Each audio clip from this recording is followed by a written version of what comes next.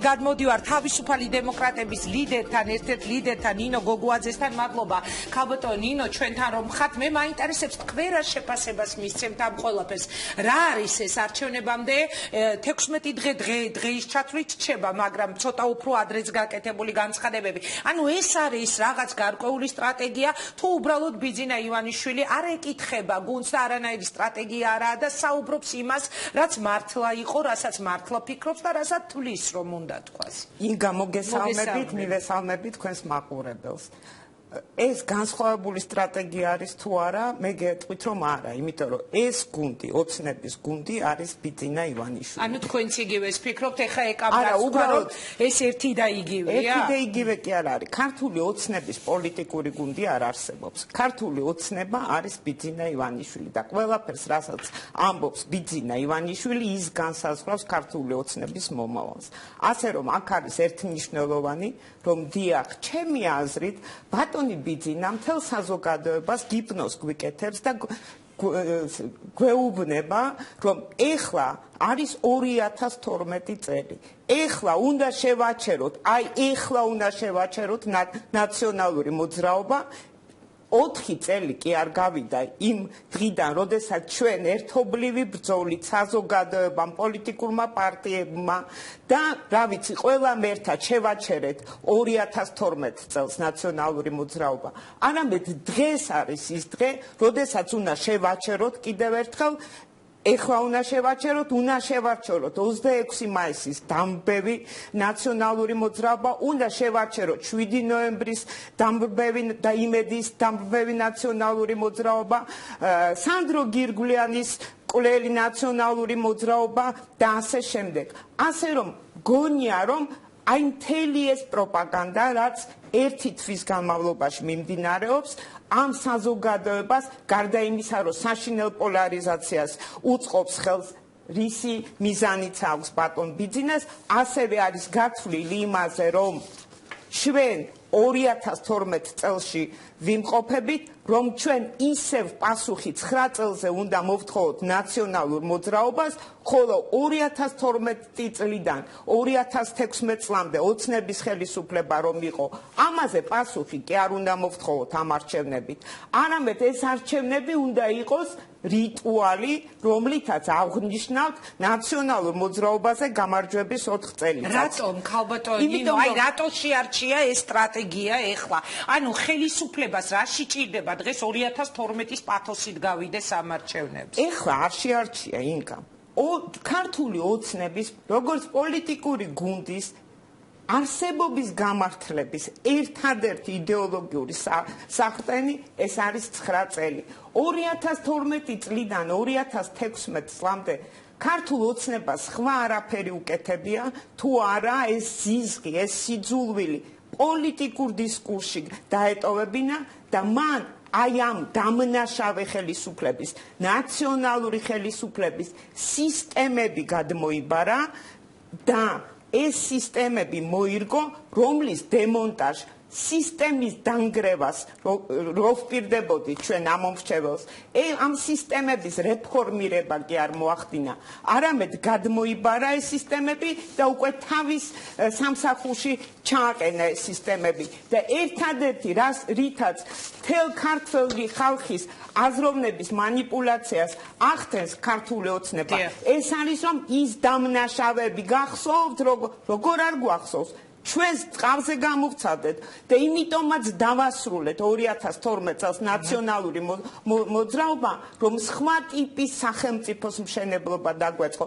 სამწუხაროდ სხვა ტიპის სახელმწიფოს მშენებლობა ჩვენ არ დავიწყეთ, ვერ დავიწყეთ დემოკრატიული სამართლებრივი სახელმწიფოს მშენებლობა და ისევ ამ მოჯადოებულ წრეში. თუმცა მე მინდა გაგახსენოთ, რომ დღეს მაგალითად მან ასეთი რამ თქვა ქართული ოცნების ლიდერმა, ქართული ოცნების საოცრება, ასე უწოდა 4 წლის განმავლობაში გაკეთებულ საქმეებს სახელისუფლებო გუნდის, რომ ქართულმა ოცნებამ მოახდინა საოცრება და არ არის დღეს სხვა პარტია, როგორიც არის ქართული ოცნება. ოცნებამ 4 წლის განმავლობაში ჩვენას საოცრება, უფსკულში მივექანებოდით და გადავრჩით. მე გეტყვით რა საოცრება მოახდინა ქართულმა ოცნებამ.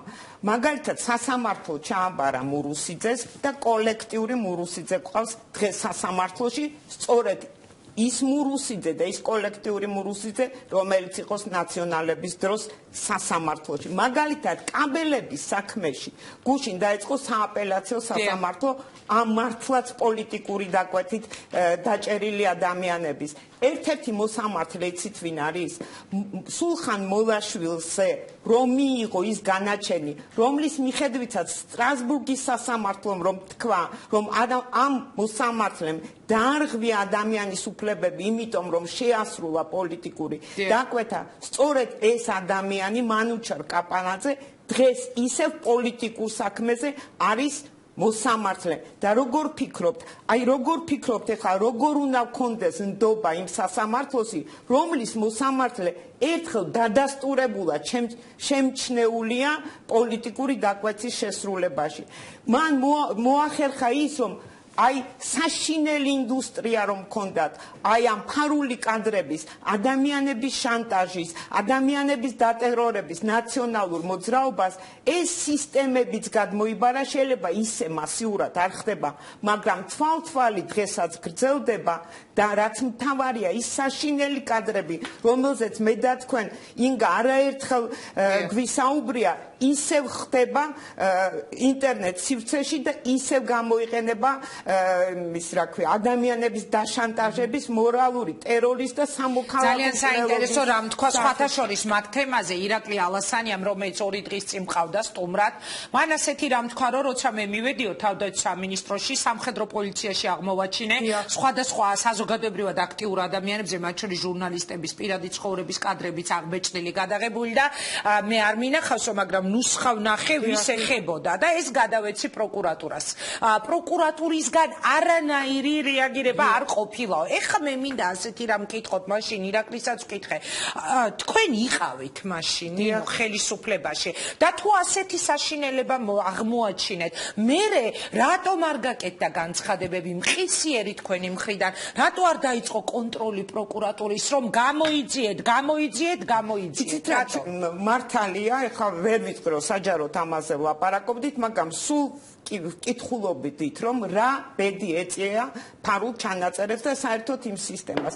პასუხი იყო ასეთი, რომ გამოძიება მიმდინარეობს და 2 წელიწადში მართლაც შეიძლებოდა ბევრი რამ ვერ გახსნილიყო და გარდა ამისა, ის კომისია რო შეიქმნა, რომელმაც გაანადგურა, გახსოვთ, როგორ საზეიმოდ გაანადგურეს ეს ფარული ვიდეო ფაილები, ჩვენ ძალიან გულუბრყვილოდ გვეგონა, რომ მართლა ამას მოეღო ბოლო ამ სახელმწიფოში. თუმცა აღმოჩნდა, რომ ეს ასე არ არის და მე კიდე ერთხელ ვამბობ, რომ სამწუხაროდ პარლამენტმა ვერ შეასრულა თავისი კონსტიტუციური უფლებამოსილება და არ განახორციელა ვერ განახორციელა თავრობის ზედამხედველობა. მარტო პარლამენტმა ზოგადად თუ თქვენს გუნდზეც საუბრობთ ამას. ეს ძალიან მნიშვნელოვანია, იმიტომ რომ მე მაგალითად არ ვიცოდი. როდესაც ირაკლი ალასანიამ ეს პირდაპირ ეთერში თქვა, ეს იყო ჩემთვის სრულიად ახალი ინფორმაცია. იცით რა, ჩემ გუნდზე შემიძლია თქვა და რესპუბლიკელებზე, როდესაც იყო ფარული მოსმენების კანონის მიღება, ჩვენ სწორედ იმ კანონს დავუჭირეთ მხარი, მაშინ ჩვენ უმრავლესობაში ვიყავით და ძალიან ბევრი ვიმუშავეთ, რომ ეს პირდაპირი წვდომა ამ შავყუძე შინაგან საქმეთა სამინისტროს და სულს არ ქონოდა, სწორედ იმიტომ, რომ აღარ მომხდარიყო ამდენი უკანონო მოსმენები. ეს ჩვენ ძალიან დიდი შრომის ფასად არაჩვეულებრივი კანონი დავწერეთ, მაგრამ ეს იყო ნაწილი. თუმცა მინდა გითხრათ, როგორ მოიქცა უმრავლესობა. მაშინ, როდესაც მათი კოლეგები, უმრავლესობის ნაწილი ამ კანონზე მუშაობდით, 2 დღით ადრე შინაგან საქმეთა სამინისტროდან შემოსული დაწერილი კანონი გაიტანეს და უმრავლესობამ სწორედ იმ კანონს დაუჭირა მხარი, რომლის მიხედვითაც შეუზღუდავი წვდომის შესაძლებლობა დარჩა შინაგან საქმეთა სამინისტროს. ასე რომ ჩვენ ამ თემებზე, როცა კოალიციის წევრები ვიყავით, მაშინაც მუშაობდით და მაშინაც ჰქონდა განსხვავებული ნინო, ერთი კითხვა უნდა მოვასწრო კიდევ თქვენთან.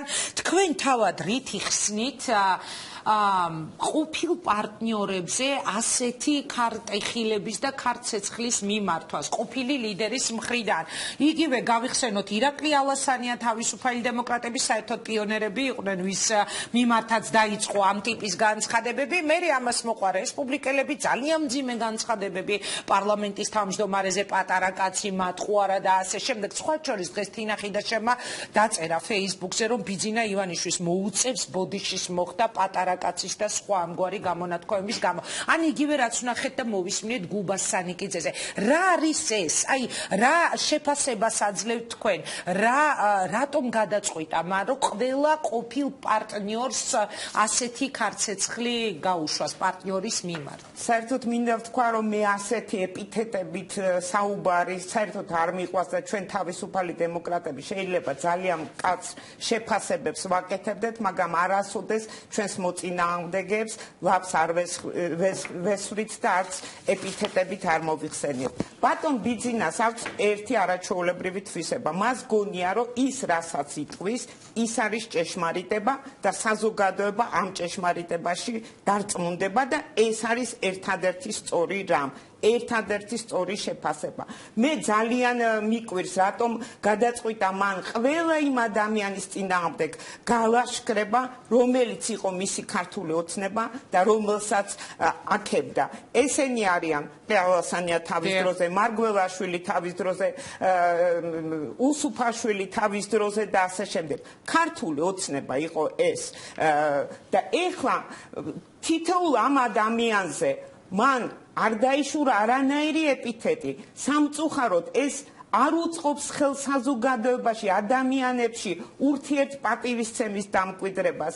ხომ საშინლად გააკრიტიკა ყველა და მე ვკითხულობ დღეს ერთადერთ რამეს. ხვალ რომ იგივე რაღაცა გვითხრას კვირიკაშვილზე და არ არის გამორიცხული, ხო? მე ძალიან კარგად მახსოვს როგორ აქებდა დათო უსუფაშვილს და გიორგი მარგველაშვილს. რა თქმა უნდა. ხო, მაშინ აი ეს ხალხი ვის აძლევს დღეს ხმას? რატომ არის დარწმუნებული ეს ხალხი, ვინც ბიძინა ივანიშვილს უჯერებს, რომ ხვალ კვირიკაშვილი იქნება ამ ხელისუფლების პრემიერ-მინისტრი. მე დარწმუნებული ვარ, რომ არ იქნება და 2-3 თვეში თქვათ, თუ ასე განვითარდა მოვლენები, კვირიკაშვილიც შეიცვლება. მithumetes თვითონ ივანიშვილი ამბობს, რომ ძალიან ხშირად ეს კაცი თვალი გაქცევაზე უჭირავსო. მოვეფეროთ, თორეო თვალიო გაქცევაზე. ერთადერთი რამს თქვა, რომ გაქცევაზე უჭირავს კი არ მინდა რომ დავამახინჯო, ანუ ის რომ არაერთხელ მისი მხრიდან დაძრულა ეს საკითხი კვირიკაშვილის მხრიდან. ბოლოს დასრულდება ალბათ ეს ასე.